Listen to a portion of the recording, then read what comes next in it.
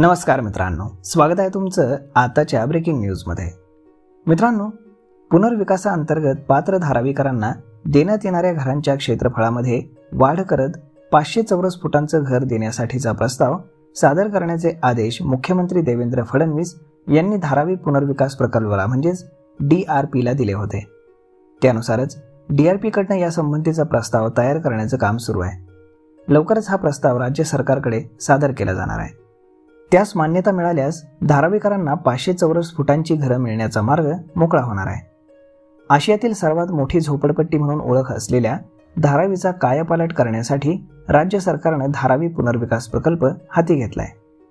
DRP आणि अदानी समूहाच्या नवभारत mega developers private लिमिटेडच्या माध्यमातून धारावी पुनर्विकास प्रकल्प राबवला जातोय।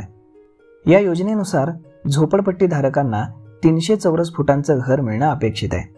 मात्र हा प्रकल्प विशेष प्रकल्प असल्यानं राज्य सरकारनं पात्र झोपडी धारकांना 405 चौरस फुटांचं घर देण्याचा निर्णय घेतलेला होता। मात्र त्याला विरोध करत 500 चौरस फुटांचं घर द्यावं अशी मागणी रहिवाशांनी केली होती।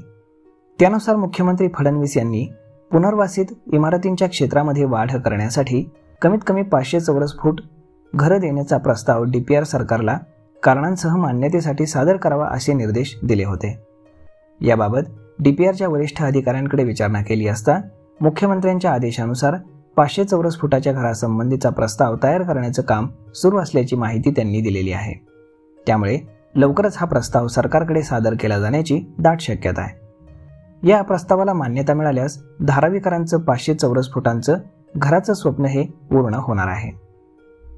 तर मग मित्रांनो, अशा पद्धतीने आता धारावीकरांना 300 चौरस फुटांच्या ऐवजी 500 चौरस फुटांचं मोठं घर मिळणार आहे।